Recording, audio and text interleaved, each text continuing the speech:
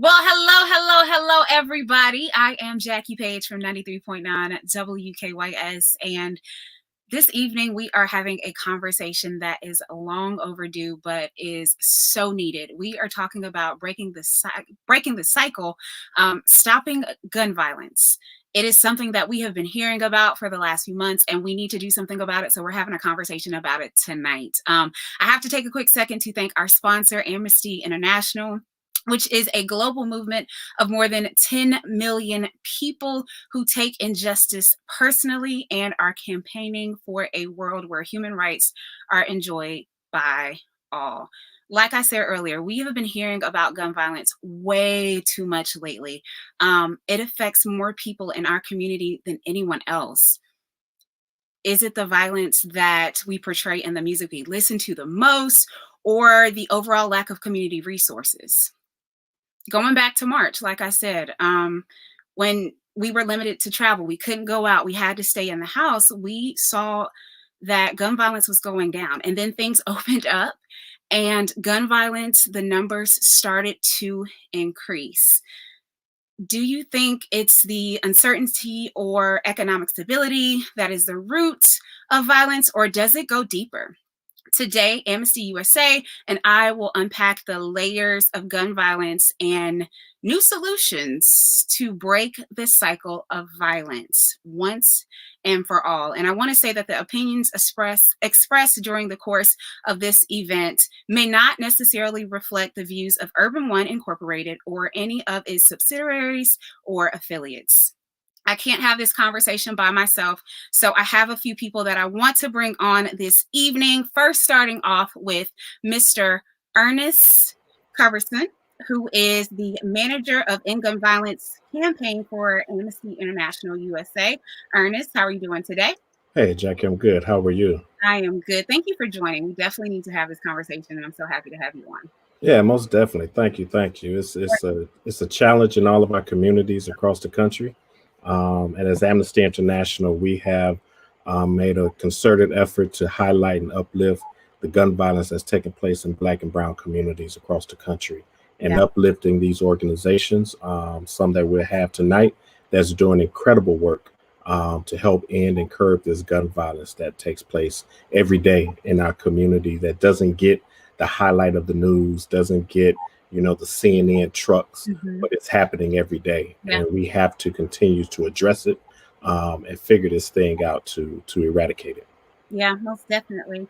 Up next, who will be joining us, Gregory Jackson, who is advocate director of the Community Justice Action Fund. Greg, how are you? I'm doing well. Good evening. Thank you for having me. I'm Greg Jackson, the National Advocacy Director for the Community Justice Action Fund. Excited to be here. So thank you.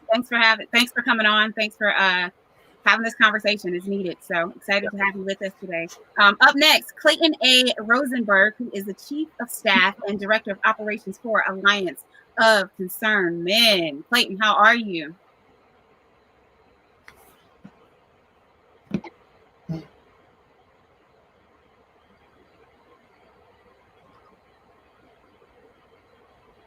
Clayton, can you unmute yourself? Yes, the mic was muted. Hey, hello, everyone. hello. Thank you for having me. Clayton Rosenberg, Chief of Staff for the Alliance of Concerned Men. We've been doing this work, really dealing with gun violence at its root in the community for the past 3 decades, and I'm blessed to be on it and just to provide some solutions to how we're going to move forward. Yeah, love it, Greg. Thank you. Clayton, I'm sorry. Thank you. Tia, next I have Tia Bell, founder of the Triggered Project. Tia, how are you? I'm blessed and honored to be with you tonight. Happy Friday, family. Happy Friday, DC. Thanks for joining. All right, let's go ahead and get into this conversation because we need to have it. It has to be had. So a question for everyone, and Ernest, we'll start with you. Gun violence in DC. What do you see as the main factor in gun violence amongst young people? I think the gun violence in DC, is similar to other cities. Most definitely Greg, Clayton, and Tia can talk directly about it as well. That it's multi-layered. Gun violence in Black communities are multi-layered. It's not, background checks that's going to fix everything. It's not, assault weapons ban that's going to fix everything. It's, it's food deserts in our community. It's the lack of education or quality education in our community, the lack of jobs and employment in our community. And so, it's not a one-trick pony for Black and brown communities. We have to look at all aspects of Black communities in order to deal with the gun violence side of it as well. But most definitely, I think, our 3 resident DC folks could most definitely talk to it as well. Greg, same question. Gun violence in DC. What do you see as the main factor? I think at its core, we're not doing enough to support our communities and our neighborhoods. We're looking at gun violence and we're going into communities and asking, hey, why don't you put the guns down? But that's the wrong question to ask. We got to recognize why anyone even gets to that point in the first place. And it's because, frankly, our community, our leaders, our government has failed our neighborhoods for far too long. The same neighborhoods that are suffering from gun violence, are suffering from house instability, are suffering from generations of trauma from violence, but are also suffering from some of the worst performing schools, the worst road conditions, and the worst access to resources and services, whether that's healthcare, economic opportunity, or just quality of life and a comfortable place to live.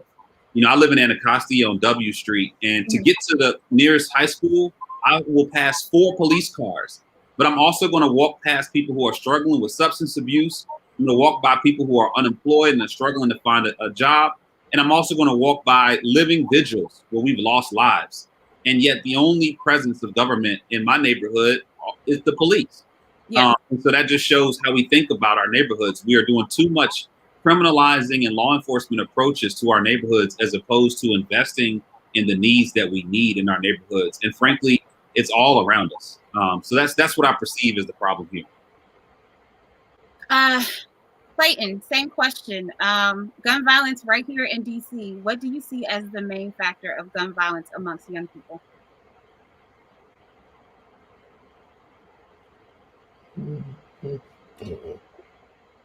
Clayton, can you unmute yourself, please? Well, Tia, I'll throw the question to you. What do you see as the main factor? Gun violence isn't really monocausal, as Greg and Ernest did so beautifully. They painted a picture of the root causes or the risk factors, as I like to say, that all lead to gun violence. Triggers and Trigger Project stands for True Reasons I Grabbed the Gun Evolved from Risk. So instead of asking, where the police, why aren't they telling on who did this to them? We should be asking, why are we pulling the trigger? Why are victims getting younger? Why are victims on the other side of the gun getting younger? So there is no one cause. Gun violence is very normal. Gun violence is a symptom of 402 years of oppression, plus lack of sleep, lack of food, lack of education, and lack of love, really. The beautiful thing about it being a youth problem right now is they are our future, so they have the power to change it around. And even if us on this call aren't able to see the change, maybe my daughter can live through the change. Tia, you just mentioned your organization Triggered. Can you explain to us what led you to start this organization? The short story is I was born in 1989. Gun violence was worse than it is now in terms of numbers, and we were in the middle of being the murder capital, in the middle of about 12 years of the worst violence our city had ever seen. And it's funny, or not funny, it's ironic, because what we're witnessing now is being a part of that change. Like, we're living it. So we have to adapt and really work towards prevention. But I started Trigger because on a national level, there was nobody at the table that looked like me, sound like us, had the same story as us. And it was to be very honest, it was frightening. I'm not scared to walk out my house. I'm not scared to approach a youngin' I know who has a gun, but I was scared leaving that conference and knowing nobody knew more stories like mine. And my story starts with losing my mom's friends to gun violence. She made a way for us in the streets, but she was there. We unfortunately criminalized what she did. We criminalized everything we do with our skin color. But when I was 10, when she was 25, she was shot and shot twice and survived. Mm-hmm. So instead of me grieving and even being able to acknowledge shock and anger, I was forced into autonomy, forced into being the mom of my 4 other siblings, and a lot was put on me. So after that, I started losing friends, and my friends were losing their parents or their friends. And I'm a Cancer, so I internalized everybody's feelings. I didn't know I was starting to advocate and use my platform as a basketball player at the time out of H.D. Woodson to make change by just being positive, having good character, trying not to be about beef, holding the gun so my friend wouldn't get in trouble, just trying to be the change.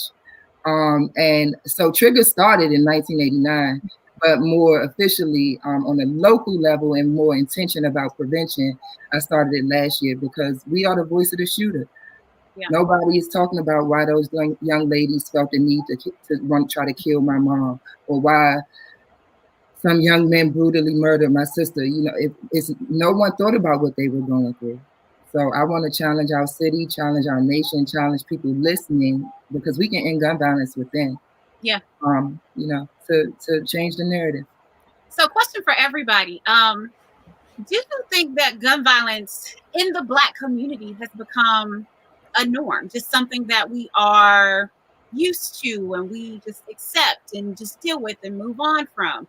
Has it become a social norm for the Black community? Can I jump in here first? Oh, yeah, go right ahead. No, I don't think this is a norm. Violence and trauma is not a norm. I think a lot of politicians, they'll use a term, everyday gun violence, community gun violence. That is not the term. It's just that violence happens every day in our communities. And when you ask a mother, is this the norm? When you ask someone who's in the hospital, is it a norm? I'm a survivor of gun violence. When I was in the hospital, you can't come to me and say, does this feel normal?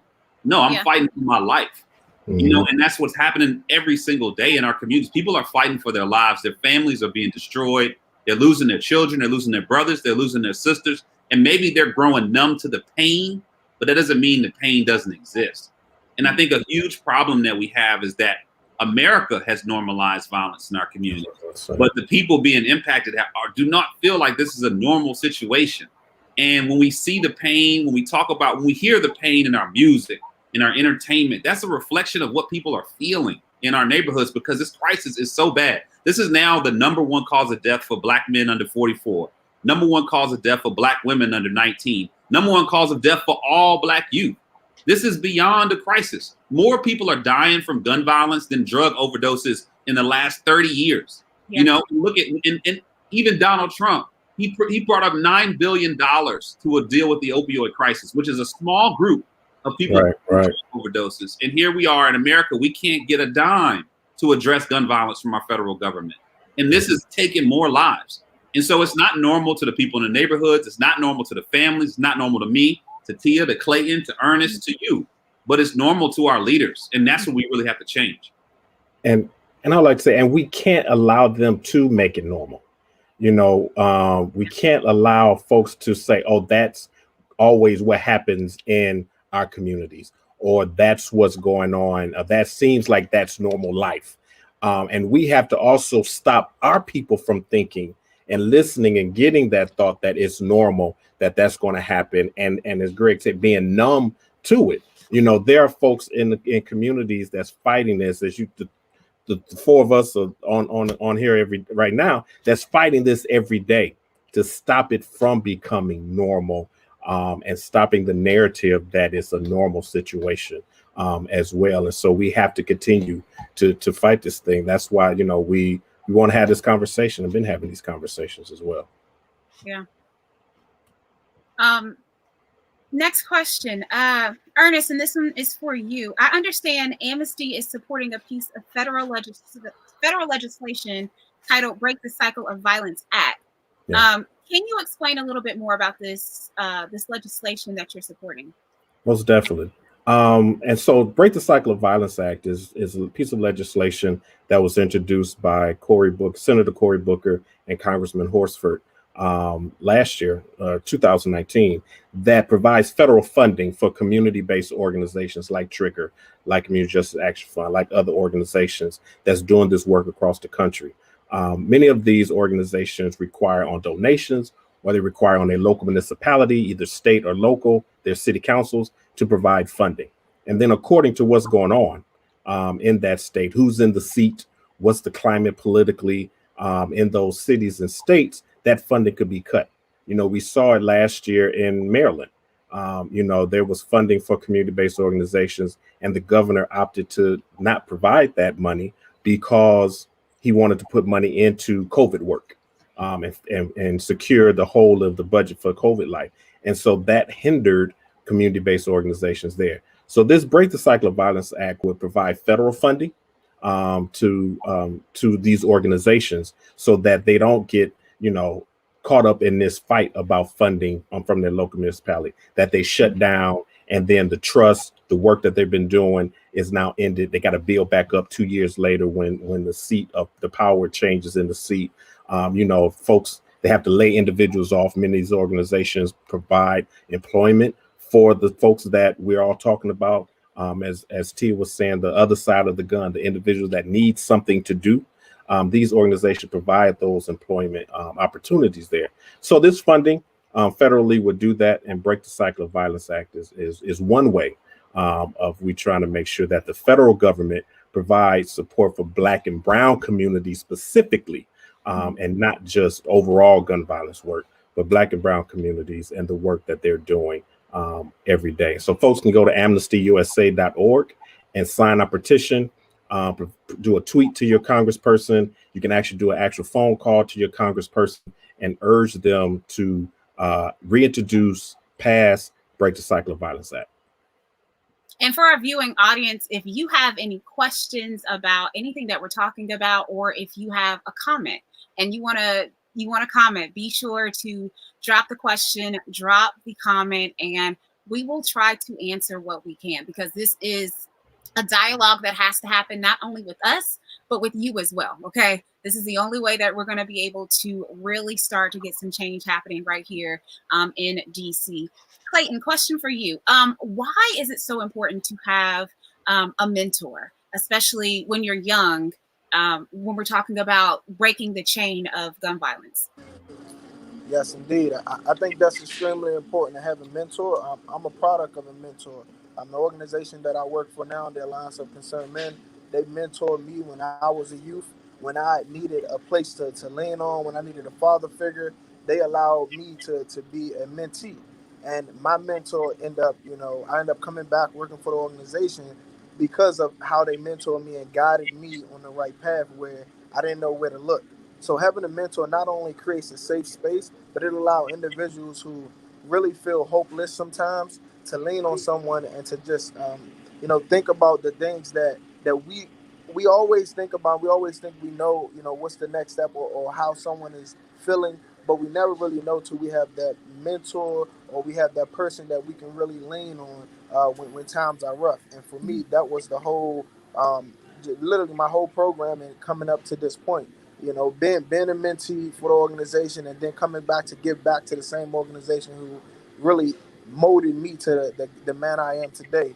I'm a product of what great mentorship does. And, fast forward to today, I end up being, chief of staff of the organization, and my mentor end up now, working for me. And I'm like, this is what that when you say this is how you give back, this is how you mold. That my organization helped me go to grad school, helped me get my master's in international business, and these things don't just happen regular. You have to, really want it, but you got to appreciate when someone is really trying to help you. I think that's the one problem that we see a lot of times.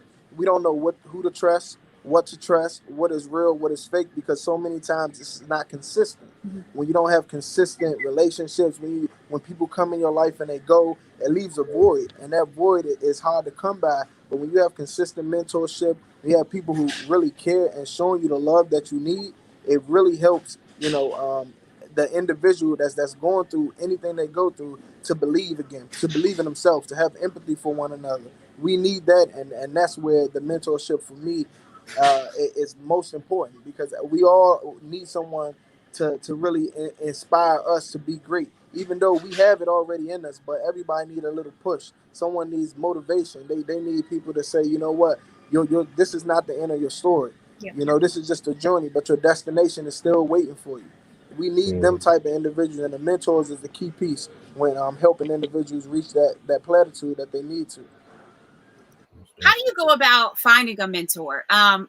I'm sure we have people watching right now and they're like, I kind of feel like maybe I want a mentor, but I don't know how to find a mentor. So, and this is a question for everybody, because we've all had mentors in our life that have helped us. We have selected this mentor for a particular reason. So, Clayton, if you want to start, how do you go about finding a mentor? It's so important for us to get this information out, because people need to know that they can seek a mentor right now.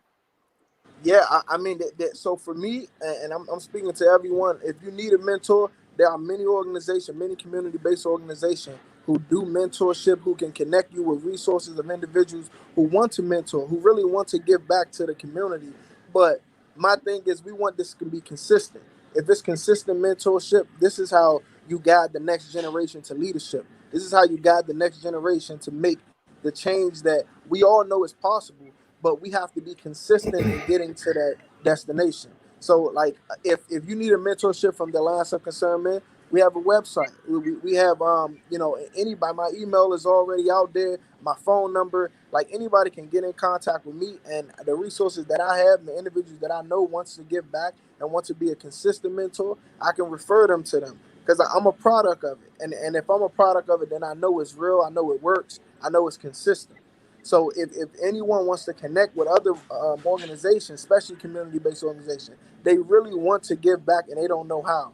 But being a mentor is the first way, and really the best way, I think, in showing how much that you care for your community, how you care for the next generation coming up.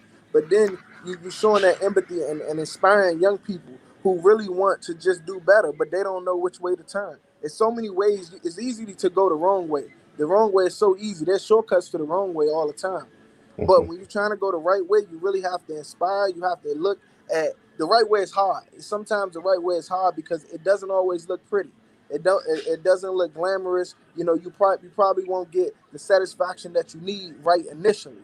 But I think having that mentor will help you stay on that path to know that the right way is the best way, and these mentors are going to be the root cause of it. So there's the organization. I refer to my panelists, really to emphasize that. But I think for us, if you need a mentor, you can definitely contact us. We actually have a cyber transformational mentorship program now that we're working with the youth in the Greenway community and teaching them conflict resolution. So there's always ways, and I encourage people to reach out, to talk to your community members. We have to bring back good communication so we can know what resources are out here for us.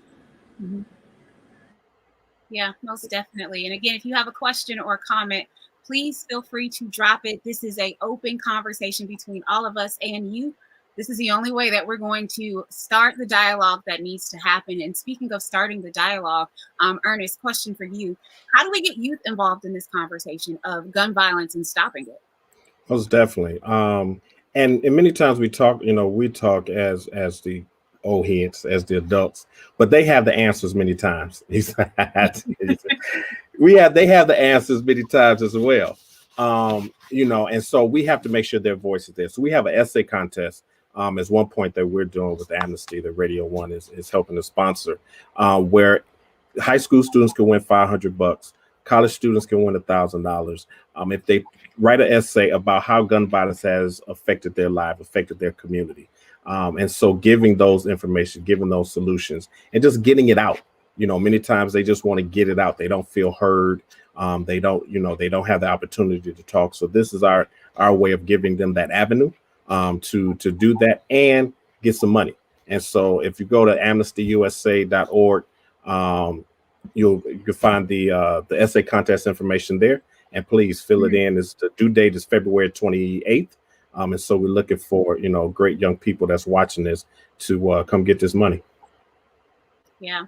And I honestly want to open this up to everybody on right now, because we all have different perspectives. We all have come up in different lights and in different ways. So I think it's great just to kind of hear how everybody thinks on this one.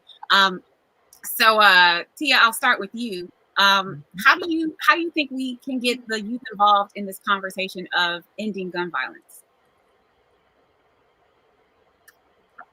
Well, youth engage youth. Youth listen to youth. I have a youth development master's. I was a basketball player, as I said, and the first in my family, gratefully to go to college, but not the only now. And I went on a basketball scholarship, and I played for one of the best coaches in the city in DC, Frank Oliver, and I had the hardest time listening to him. So not only through my studies, but through life, I learned, like, youngins listen to youngins. And I found great success in my organization. Practicing youth voice is actually an evidence-based program and practice where you engage young people in your decision-making, your structuring, your planning. Then you see a more engaged young people in the implementation and the carry out and the execution. So a lot of what I try to be intentional about is what Clayton was saying, because one adult is an opportunity to rise above your adverse childhood experiences. So for everything that you face in life, if you have one consistent adult there, studies show you're going to overcome what you're going through. Supervision is a protective factor to gun violence. So a protective factor is the opposite of a risk factor. A protective factor protects you from perpetration or victimization. Risk factors lead to it. So if we understand that even permissive parenting, if you have how would you like to go about this type of parenting style over, because I said so, you are less likely, to perpetrate gun violence in your household. So the young are so precious and so important in this conversation. My young people are listening. Shout out to them, but involving them. We as a country, as a nation, as a society, as a people, we have dismissed our youngins. We think they're radical and crazy. We come up with all these different titles, but they are fragile and they're growing and they're developing. And everything that we do not pour into them leads to underdevelopment and trauma. And so all of that leads to gun violence. So whether you're a physician, a bus driver, a waiter, an Uber driver, or on the corner, everybody has a role, because everybody has to contribute and pour into our young people. Yeah. Is there a particular age that this conversation needs to start? Because, and I mean, I've seen, and we all saw it happen over the summer. Like, it's like gun violence is happening younger and younger and younger. So is there a particular, because you were saying youth, engage youth, is there a particular age where this conversation needs to start? Is it 5? Is it 16? Like, when do we start? I mean, prevention again is what I focus on. I think a lot of our city has become very good at intervention. Like we know how to stop retaliation. We have a model for supporting and doing walks and vigils and coming together and giving youngins something to do after they've already been impacted by gun violence. But that prevention piece is what you're speaking of. It starts in the womb. Stress can be passed through the bloodline. Trauma can be passed through the bloodline. Science tells us that. So if you are a mom aware of what you're thinking, what you're feeling, even if you can't control your environment, because some things are systematic that lead to gun violence, and our institution of a country needs to acknowledge that too. But if we are victims of our circumstances or just in what we in, what I try to teach is an internal locus of control. that's controlling your fate through what's on the inside. You managing your emotions, understanding other people's emotions, because a lot of our gun violence it's not normal, but the use of a gun when you're trying to solve a problem is normal. A gun is like a phone. A gun is like it's a tool. It's a solution. So we have to equip them as early as the womb. If my city stepped up to my ideal solution to ending gun violence, we would start with mothers. Definitely hear what you're saying. That's a really, really good point. Starting with mothers and then just making sure that it trickles on from there. Greg, same question. How do we engage the youth in this conversation of ending gun violence? I think Tia said it best. You can never start too early. I think that what I would argue, and this is what I do in my neighborhood, is just talk to people. The engagement that we're talking about is not some big scientific approach. It's just talking to your neighbors. And as much as it is engaging the youth, it's also an engagement of people in our communities. When you look at the gun violence that's happening across our city, this is not just a youth problem. These are grown men and women that are a part of this. And too often we point to youth and we use that as a scapegoat. And it's not. This trauma and this lashing out and the lethal actions that are happening are all throughout our community. And it's not connected to gangs. It's not always connected to crews. It's not always connected to people on the corner. Like we did a study, we worked with the Violence Policy Center nationally, and they did a study that found that 68% of firearm-related homicides in the Black community are not connected to another crime or another felony. So if we're just thinking that this is just people on the street or it's the bad folks, no, we're missing the point. Gun violence is every one of us. Our whole community is stressed out. Our whole community is hurting, and our whole community is lashing out. And so we can't take any individual for granted. We need to work with every single youth, whether it's someone in private school that's getting straight A's or someone who's on the block struggling to make it every day. It's both of those youth and both of those adults that are likely to lash out, unfortunately. And so I think we have to first internalize that this is not a problem child problem. This is at this point is a crisis that is touching all of us in our community. And it may be the youth in your own home, that you need to focus on. And so that's kind of where I think we should start is not grabbing specific kids and not trying to look at this neighborhood versus that neighborhood, but really looking at our entire community and how do we start to rebuild from where we are. And unfortunately, we are in a really, really bad situation. And it's not driven by crime or drugs at this stage. It's driven by pain and trauma. Yeah, most definitely. Clayton, same question. How do we get the youth involved in this conversation of ending gun violence? I think it started at the core. It starts for me with the community. A lot of the community members have the answers. They have the answers. They know what it takes to cure what's going on in their own community. But we have to be able to provide them with more resources and more structures. And it has to be just as Greg said, the entire community.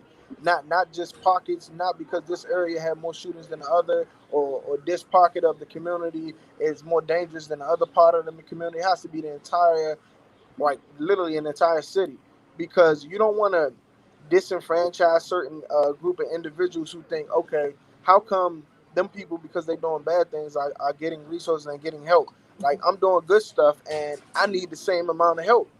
Where do we draw the line to say, you know what, trauma is trauma? Just because that person is going through something where it's not affecting, or they're not doing something that's really affecting other individuals, they need the same help. They need the same trauma healing. They need violence interrupters to come help them. They need outreach workers to help them get their life on the right path. The entire perspective, because we don't want to create a certain group of individuals. So we have to really help out the entire society. And I know when you're talking about helping out the society, it's a price on that. It's like, oh, that's too much.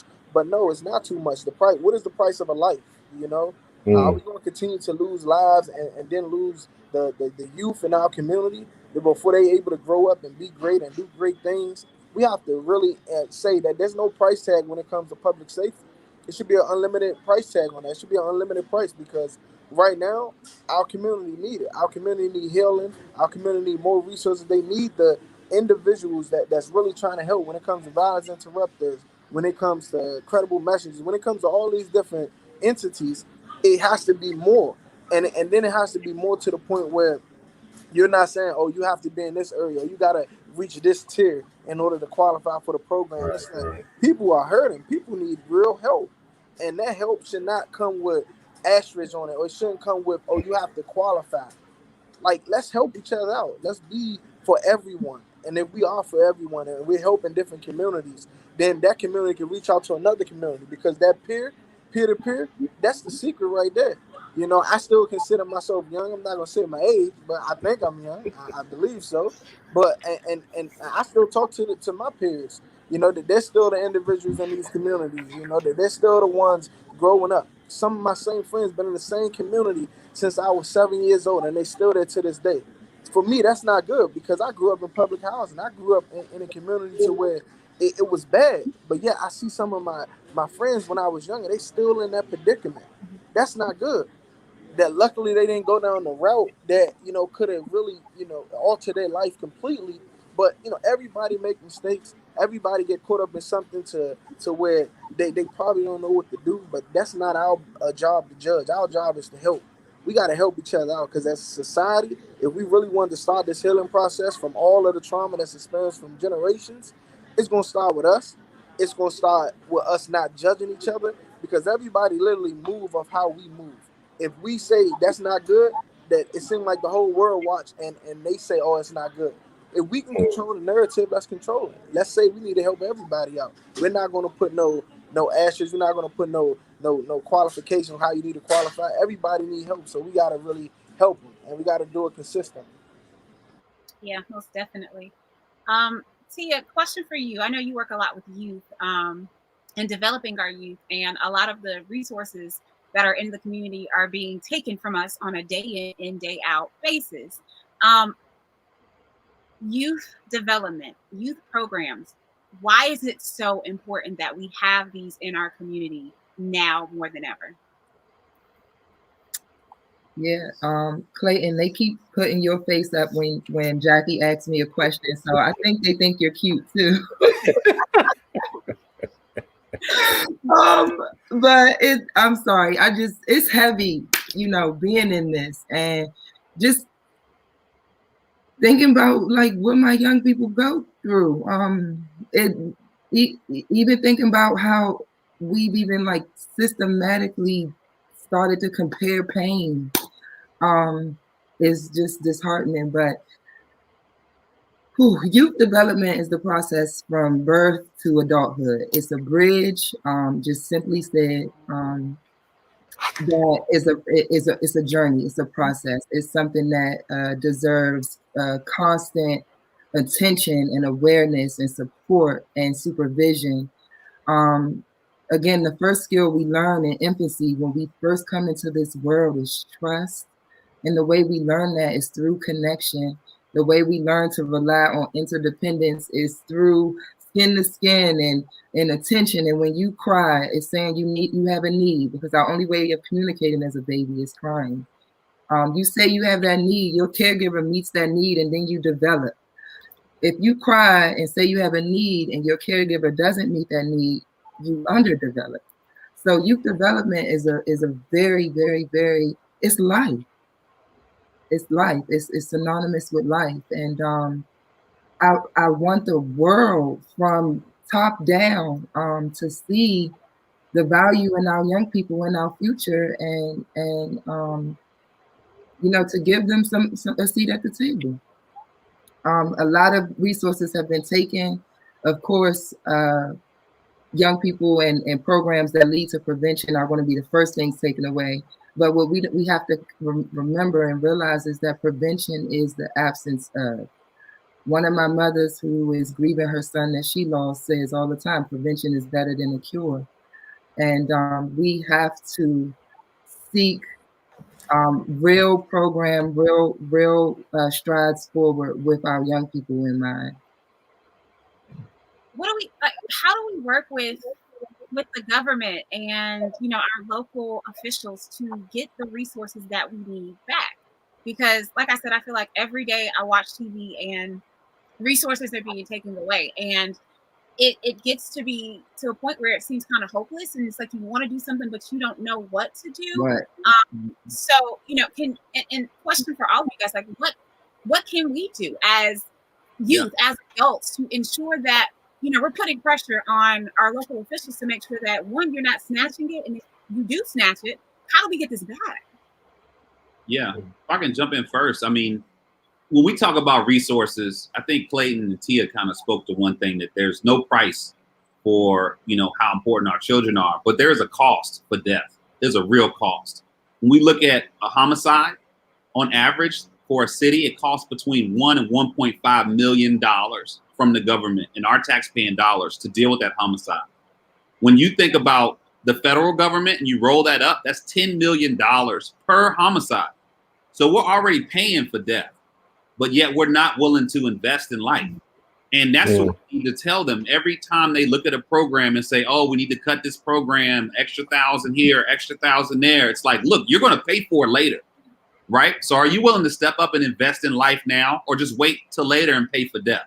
Those cop cars that drive around, those big office buildings, those public prosecutors and defendants, they all have a price tag, and we're paying for it. Our tax dollars are paying for it, no matter what neighborhood you live in.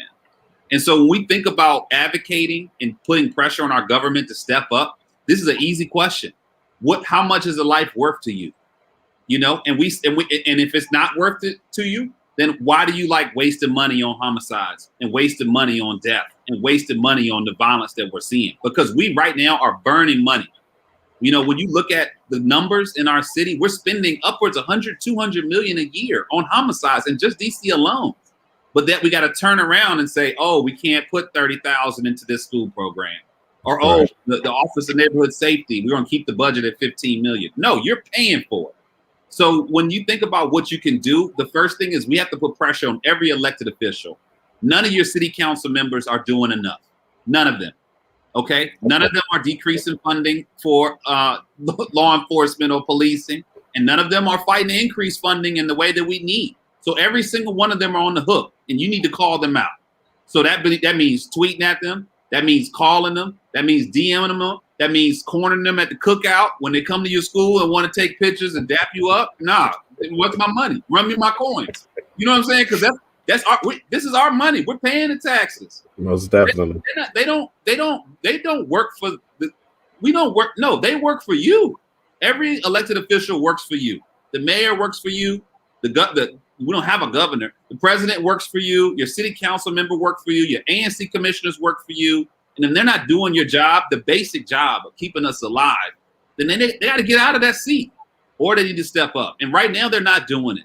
And so there are so many things that you can do. It's very simple. Don't overthink it. You don't have to wear a suit. You don't have to sign up online. You just need to find these people where they are. Walk up on their front porch, roll up in their DMs, hit them on their Twitter, corner them when they on IG Live. We at this event. Go to that event and be like, I'm here. What's up? Because that's what it takes. That's what we're doing all over the country. In Maryland, we just got $3.6 million approved.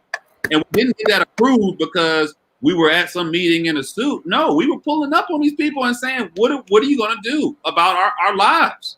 And so that's what's needed. Talk to these folks, put pressure on them, ask them directly, how many dollars are you putting into my neighborhood? Why aren't you putting the dollars into my neighborhood? Why aren't you fixing my schools? Why aren't you investing in survivor support services? Why is my cousin coming home in a body bag and we're still trying to figure out how to pay for funeral services? Why are we getting injured out here and we don't have support mental health services? We don't have mentors like Clayton and Tia. Why are Clayton and Tia not getting paid? Right? Those are all things that you need to ask them. And it's very simple. Just do it directly. So I know I'm getting spirited, but I live here too, and I see this every day, and I'm watching police cars run up and down the street, but that's the only government we see. And that's a problem. And so it's only going to change if you call them out or you push them out the way, and you can do that. Yeah, most definitely. And I'll say, just on tagging onto that, we kids came off of this election, right? And everybody was so happy, and, everyone is elated about the election. But the election is not the end of the game. And as Greg was just stating, you have to consistently be part of the conversation because decisions are being made every day about where money is being spent, who's taking priority, what's the agenda. And so if folks think that, that going to the poll in November was it, then you're missing the boat. And so we have to stay engaged every day of the situation. And I know we this is in DC, but hopefully other folks are watching it. And so this in every city across the country. This is in every municipality that you have to stay engaged with the folks and not just give your vote in November, but you have to be part of the everyday process of this thing because they making decisions. And it's are you on the table or at the table when they make decisions or you're not. And if you're not there, your voice not heard, and you continue to get what you get. And one more quick thing. I'm sorry. Here's the thing. Too. You can ask them for a receipt. Okay. When they say, "Oh, we're doing all we can," what's the receipt, right? And the receipt. When you buy anything, you get a receipt, right? Right. Man, you get a receipt. Your receipt from these elected officials is legislation. That's your receipt. You say, "Oh, I'm doing my best. I'm helping your community." Where's the receipts? Where's the policy? Where's the budget? That's your receipt. Think about it that way. If you don't have receipts, if you don't see legislations and policy, then you're not getting what you deserve. So just ask them for that. They're going to give you lip service. That's what they do. That's how they got there. But ask them where are the receipts. That's all you need to do. I want to add to that, G, because I needed to hear that because I feel sometimes like I'm not enough when I'm in front of these political officials or tweeting them, or I start to tweet something and delete it so much because I'm not very confrontational. Sometimes I feel inferior because politics is something I'm very uncomfortable with. The only way I've experienced politics really being in DC, being from uptown, never going to the White House Monument, Wilson Building, anything until being in my late 20s, was the politics of like basketball and college hoops. So I've spoken on ESPN, but the first hearing I've ever done, y'all, was this past December. And I was given 3 minutes to talk about alternatives to policing. And not only did it feel good, but I felt, I felt regarded, I felt respected, and I included my young people on that. So they were given 2 to 3 minutes. So if you don't feel up to doing something like that, though, first let me tell you, you are enough, you're worthy. But if you're not there yet, you can definitely follow Trigger on Facebook, Instagram, Twitter, Clubhouse, whatever, because we need any given type of person on any given day, whether you got a sewing machine or you good at making flyers. Like I do everything. So I would love to delegate to some volunteers or just drop something now because I got too much on my desk. But yeah, if you want to grow or connect in a different way that's maybe more personable or more low-key, please feel free to reach out to us. And my number is 202-741-4614. That's for any youngin' that need a mentor, anybody that's on that line fighting, thinking they need a gun, or anybody that wants to get involved. Because I know email is a stretch. Greg, question for you. What do you think is the biggest hurdle to ending gun violence in DC? This is a big question. So I think the biggest hurdle is we gotta see it for what it is. I think that's where we start. We are not recognizing how big of a problem this is. We are losing on the low end 40,000 Americans a year to this. And it's been that number for 30, 40 years at this point. In DC, over 500 people are shot every year, right? If 500 people got sick from drinking DC water, we would shut DC water down, wouldn't we? If 500 people went to bus boys and got sick, we would shut bus boys down, right? But for whatever reason, this crisis, we're not seeing it for what it is. And we got to see it for what it is the first major step and address it as the crisis that it is. Any other crisis that has impacted this amount of people is getting billions of dollars from our government to fix. And we don't have that at all. We're getting pennies, right? And we know this is a big problem. So I think the first big hurdle is opening everybody's eyes. Not that one is how big of a crisis it is, and then two, this is not just a crime problem. You can't keep throwing police officers at this. Right. You can't keep throwing sentencing at this. We have to invest in our communities. We have to invest in our youth. We have to invest in programs that are doing the right work. We got to invest in survivor support services. We got to invest in programs that are working with those who are most at risk. And we have to invest in the quality of life. You know, it's no reason why the high school down the street from me has a 51% dropout rate. You can't tell me you're doing your best when half of the students don't make it out. That's not normal. That's not normal. That's not normal anywhere else in America. But here in DC, we're dealing with it. And so I think people have to see this problem for really how bad it is and how terrible it is, and then turn around and do something about it. You know, we shouldn't be talking about any other issue until we keep people alive. And so I think that is the first and the most important hurdle. Clayton, the Alliance of Concerned Men has been working in the community for years. Why is it so important to have men backing this, supporting this mission of ending gun violence? I think that part right there, having men on the front line, understanding that it has been almost a lost ingredient to what it calls to create the secret sauce to end gun violence. And everyone, you know, they never really talk about the men on the front line that's really trying, especially because some of the past are colorful, and people don't really want to, you know, show that awareness or let them know that, hey, these individuals been on the front line. These individuals putting their lives on the line every single day.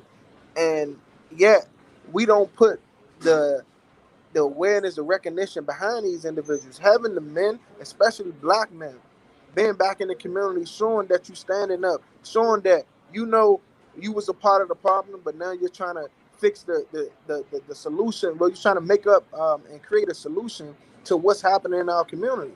So if we say men, black men, stand up, all of the you look at the data, they saying black men is not around, they're not in the front. Guess what? Black men coming back. We here. We've been here forever, but the policies is in place that try to take us away, but we're coming back with no problem. We're coming back on the front line. We're coming back standing up, and we treating the community as our family. And if the community our family, then we're going to stand up. We're going to say, you know what? We're not leaving. And when black men stick together, and can't nobody stop that. It's no problem that we can't solve. But we have to come together on full force. We can't allow anything to stop us from saving ourselves and saving these communities. That's what it's going to do. I saw someone in the comments say, invest in life. That's what it has to be. We have to invest in life. That should be a hashtag. The government, everybody, we have to invest in life. And if black men on the front line, we can control that narrative. Let's show them that we're strong, and we're not going to keep allowing this to happen. We need to start today. We needed to started it yesterday, but you know what? Today is fine too. So I say, you know what? Everybody stand up like black men. Like, let's show that we're strong. That we don't like what's going on. We don't condone these things. We want this to change, just as everybody else. Now we have to show that we got the power, that we're blessed by the best, and we're going to continue to strive for greatness in our communities, because we're not taking it no longer. And when we show the unity and the solidarity, I got tongue tied, amongst us, it's really going to show the impact of when men, especially black men, come together. We can solve the problems that's facing our community. They looking at us. They really want us to stand up. All of the youngins, all of the youth, they looking like, what would that guy that's in a position do? It's starting with us. So let's start now. Let's come together. Let's have transparency amongst each other and say, you know what, change is possible, and it's gonna start and end with us. Yeah. If somebody is watching right now and they are interested in getting involved in some way, shape, or form, but they're scared. I'm a trainer, so I'm really big on encouragement and inspiration. And all of you in your own right are encouraging and you're inspiring every single day. So if somebody's watching right now and they're like, you know what, I want to do something, but I'm scared. What encouraging words, what motivating words would you give that person to say, hey, you know what, take this step because we need it? Greg, we'll start with you. I would say this is a quote I always stand with. There's no such thing as small change. There's nothing too small that you can do, you know. And again, just think about what your gifts are and what you do every day. You know, if you're someone that's if you're a physical trainer, then figure out, okay, how can I offer my services to a neighborhood that's suffering right now? You know, if I'm a teacher, how do I mentor or maybe tutor some youth on the side that are in need? You know, if I'm someone who's into politics, then go in there and raise hell, you know. But you got to figure out what it is for you and realize there's no such thing as small change. We all have a voice. In the digital world we in, a tweet is just as important as a phone call, right? Your thumbs have so much power. Those two thumbs, use them all day. You scrolling all day. Type something that's worth something. You know, spend your time doing something that's going to change this. But there's no such thing as small change. And I think the other big thing that I always say to folks is that, you know, you have to get in this fight. This issue of gun violence is too bad at this point. You think it might not affect you. If it hasn't affected you yet, it will one day, unfortunately. And so think about your cousins, your brother, your uncles, your daughters, your sisters, your nieces, your nephews. If we don't address this crisis, they may be the next victim. This is a public health crisis, the worst one in our country, arguably. This is worse than drugs and alcohol. It is taking more lives. The only thing surpassing it right now is the COVID-19 pandemic. And guess what? When that's gone, gun violence will still be here if you don't do something about it. So that's what I always argue with people is you have to do something. There's no such thing as small change. If you're not a part of the solution, guess what? This thing is going to sneak up on you. And this is not something you can survive, unfortunately. Yeah. Great advice. Tia, what advice would you give? That was hard to follow, G. I would say I feel called to say two things Maya Angelou taught me. One, people don't remember what you say, they remember how you make them feel. So just be genuine, be you, be authentic, be compassionate, be understanding. And then another quote she said she used to say is, do your best, and when you know better, you do better. So that can apply to everybody, everything. We're competing with ourselves, not the next mother, not the next person, not the next politician. Do what you can do, whether that's not speculating on why kids are shooting or blaming the kids or calling them wild or calling it senseless. It makes sense. Okay, gun violence is a symptom of what we've been suffering from for hundreds of years. So whether it's being better and watching what you say, being better, remember being more of a permissive parent, including your baby in decision making, being with them, versus telling them to do what you say. Whether you spill 3 Cheerios in the morning and let it blow you, and then the next day you work on your attitude, you know, however it is you do better, you are in this universe, you contribute to our community, your energy is felt. So let's be a part of that. Just don't changing gun violence within. That's what I like to say. Great advice. Clayton, what advice would you give? I mean, the best advice that I can give, that everybody has a role to play. Everybody can fit in that. And don't think that you don't know where to start or you don't know how to begin, or just start, you know, just do it. I think we all have a role to play. A lot of people always say, where can I fit in? What can I do? Just start. Just talk to somebody that's doing it and see how that you can fit in. What's your best asset that you can give? Because we all have assets, and we all have the ability to change narratives. And just like you said, there's no small way. Everybody has that ability to do something. So all I say is, you know, keep the narrative where everybody has a role to play, and we all can do this together. Don't think just because you can't be on the front line, you can't make a change. Everybody has their role to play. So let's play our roles in this great story that we're creating every single day, and let's make the change that we need. Ernest, what advice would you give? Listen to these three that just said something, and don't give up. You know, don't give up. You can't stop. You know, you may not get the phone call back. You may not get the quick answer to an email you sent. You may not get the meeting the first time you asked for. So don't give up. You got to keep pushing. You can't, it's not, this is a marathon. This is not a sprint. This is not a 2-minute drill. This is a marathon. It's the whole game, and you got to stay in it. Because it's for, as Greg said, it's for cousins, nieces, nephews, sisters, brothers, whomever. You got to keep the fight going on, and you could easily, it's many ways to get involved. You may not be the person that want to be on the street and dealing with it. You may be the one that's back helping at the office of an organization. You may be the one that just do a tweet out, if going to amnestyusa.org and go to the website and find out, and you could just send a tweet right there. It's already set up, and so, figure out what it is you get it, but don't give up, because we have to continue this fight every day of our lives. Yeah, most definitely. Ernest, 2 things I want for you to give to our audience, because we cannot end without mentioning these 2 things. The first thing is the petition. Can you give us more details on how we can sign that, as well as the essay contest for our high schoolers and our college students? Most definitely. Break the Cycle of Violence Act, funding for community-based organizations like Trigger and others across the country. Go to amnestyusa.org.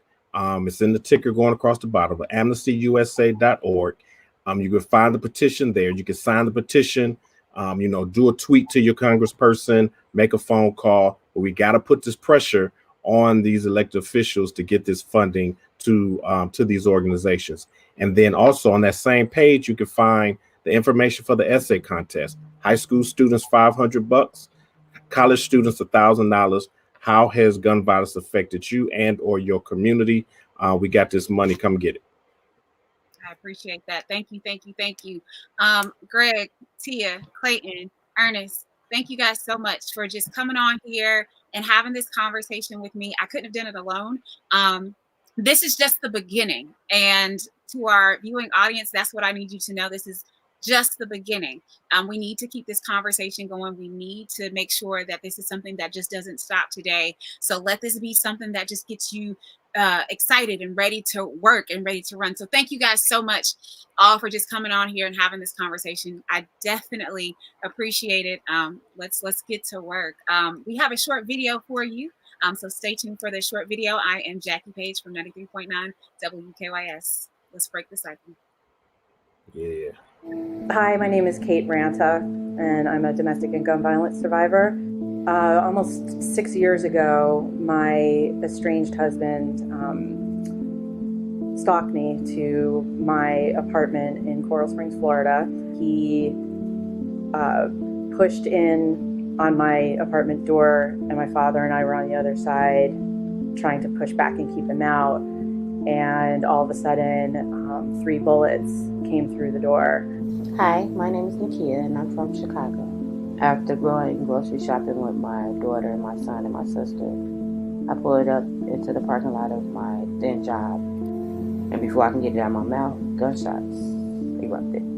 I grew up in the Austin area in Chicago. Austin is numerically it's the most violent neighborhood in Chicago. I became aware of my first homicide, I want to say 9 years old, walking to the mailbox. A guy was getting robbed for his boom box, and he didn't want to give it up, and the guy shot him in the head. And my father was shot twice, and I was shot twice in front of my 4-year-old son, my son I had with my estranged husband. And the last shot shattered the back window. And in the back is where Takaya sat. So I get up out the van and run to the other side of the van, open the door, and she was just laying there. And she had been shot. In my mind, my mama gave me some mail to put in the mailbox. I stepped around them, put the mail in the mailbox, came back home. My mom asked me, was I all right? I said, yeah, I'm good. She gave me maybe 50 cents, or back then that was a lot of money. Bought me some candy. That was my therapy.